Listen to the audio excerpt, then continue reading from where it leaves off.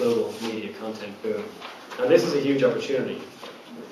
Gaming, for example, represents not just a job for a few hundred people in software production. It's also physics, audio, scripting, art, networking, PR, sales, distribution, logistics, localization, across the board. These new areas of business are major job makers. So in here, in these recommendations from this fourth trend, there's something important that's picked up upon. A number of stakeholders were concerned that when, let's say you're an animator or you're making small films on a digital format, when they try to figure out who they should be liaising with at the state agency level or at the art board level, etc., they found that there were still silos, still Chinese walls in between different bodies dealing with different media. If you're working on animation, you can't, digital animation and 3D, you mightn't be able to go to the film board, for example. So one of the suggestions that came through was to, in a sense, rationalise all these different services and roll them up and wrap them up into a unified Irish Creative Media Board.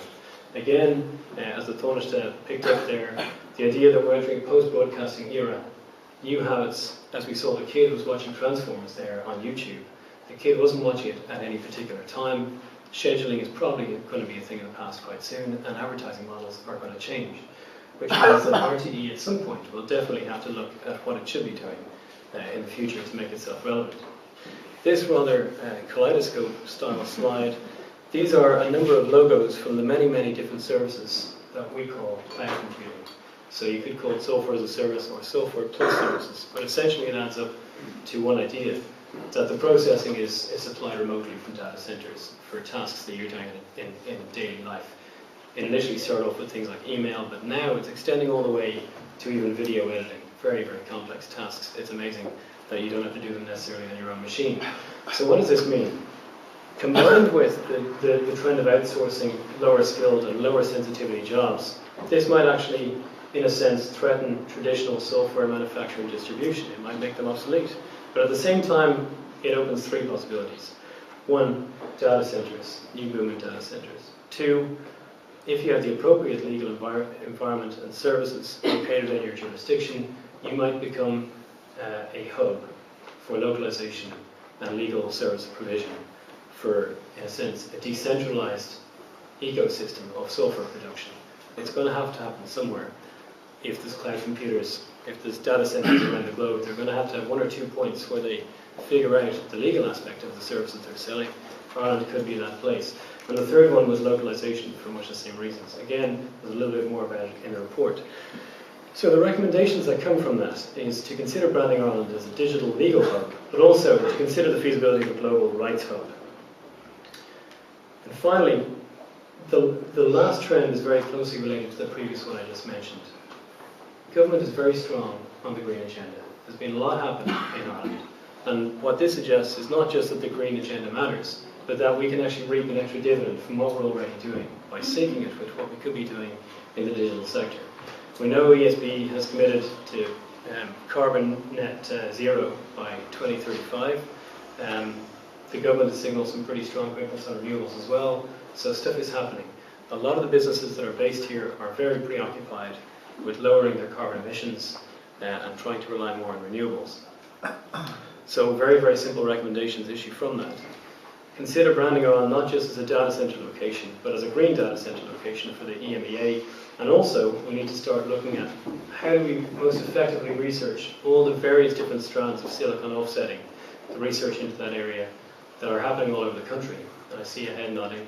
That are happening all over the country, but how do we come up with a strategy to tie all of that in together? So, finally to the conclusion, converged leadership. Everyone talks about converged media. Well, when you have converged media and converged technologies and a digital sector that's splintered up into all sorts of different things, maybe the thing to do is have converged leadership. So again, that possibly not vision question, but that idea of a direct, concrete plan of action that's flexible enough to allow for future possibilities arises. And essentially, when you're a small player, and we're living in a turbulent world right now, when you're a small player and there are many things changing, the mold-breaking, bold strategy might be the one to go for. All of the stakeholders were in agreement that a whole-of-government approach was the key. even if you do the wrong thing, at least do it together. I think was it wasn't that anyone is in any particular country, in any particular jurisdiction, but that a whole of government approach and a commitment at cabinet level was the most important thing. And pursuant to that, the idea that a new national mission statement might be drafted, which recognises a broad digital sector in all its splinters, and that tries to come up with some sort of consistent approach based on what stakeholders have fed in. And here's the worst part of how the scenario might evolve. In 2008, the Department of Education's inspectorate went around to a number of different schools and they checked to see how computer literate some of the kids were. They found that a third of the kids in primary school couldn't connect to the internet. So, you know, if there is a possibility to emerge here, a number of stakeholders made the point that if Cabinet is telling every department that there are a certain set number of fundamentals relative to the entire agenda, that there might be some dynamo there towards a new policy, and that might be something that stakeholders were quite keen to emphasise. Within that as well, two options on how that whole of government approach might be brought forward were proposed.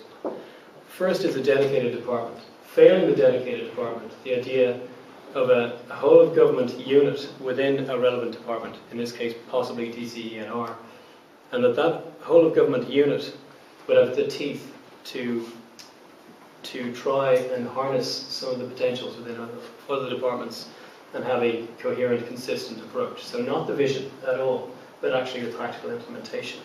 Because right now we're at a moment of opportunity. And what we try to do with this report is ask the stakeholders what that opportunity is, how it can be realised. We've essentially, in taking in all these inputs, we found that it's time perhaps for a new narrative.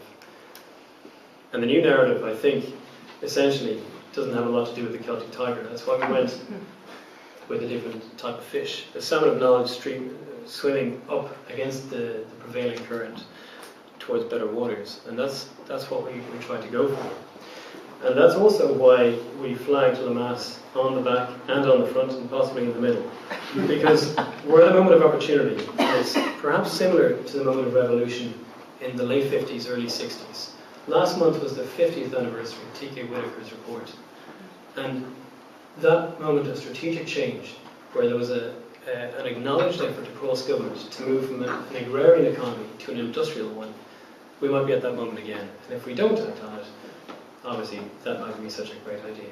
So what this argument says is the stakeholders have a for bold policy making, and they are very keen to feed into government with ideas.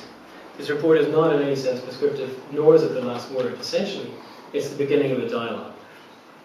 And just so you know that it's the beginning of a dialogue, at the end you'll see that there's an address here.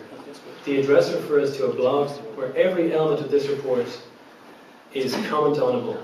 So anyone can log on to that blog, provided they don't use profane language. They can say whatever they want. And even if the profane language is elegant, it might even get through as well. So every bit of content on this blog you can give some sort of contribution to. And I would also say, you saw the list of events at the beginning, where stakeholders, policymakers, everyone can meet up in the same room. What we want here is to keep that momentum going. Many of you have not been here before today. So leave your email addresses, leave your cards, link us in, and connect with us, and become members. And hopefully we can continue this discussion over whatever's left of the wine. Thank you.